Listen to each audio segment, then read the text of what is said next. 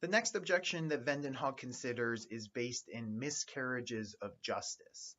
Miscarriages of justice refers to cases where innocent people are mistakenly sentenced to death or even actually put to death, where the death penalty is actually carried out on a person who did not commit the crime that they were convicted of. I have included an image here, another image from the death penalty information sheet.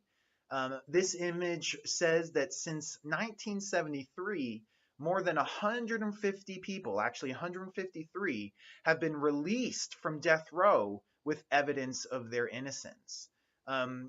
So, in other words, we've made a mistake at least 153 times, and fortunately, in those cases, we caught our mistake. Through some process, we were able to recognize that we had convicted the wrong person of this crime, and therefore that person was exonerated and released from death row.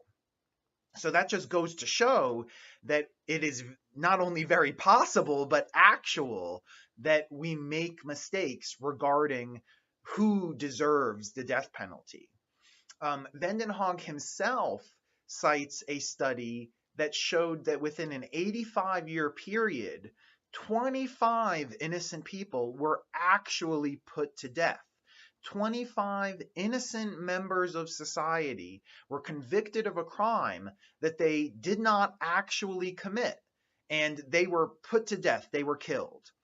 Of course, the abolitionist is arguing that innocent people do not deserve to be put on death row, and they certainly do not deserve to be killed for crimes that they did not commit.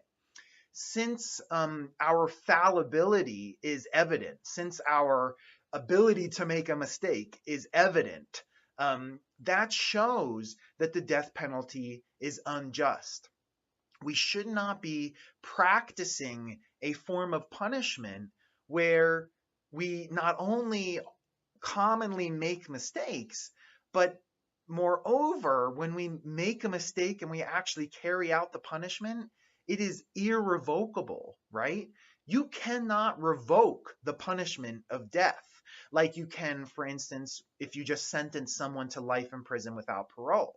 If you discover that you made a mistake, when convicting a person of a crime such as murder and you sentence them to life in prison, when you discover your mistake, you can release them from prison. And they might not get those years of their life back, but at least they get their life back. Alternatively, if you have punished that person with the death penalty, there's no revoking the punishment. You cannot bring someone back from death. So that just complicates the problem even more, according to the abolitionist.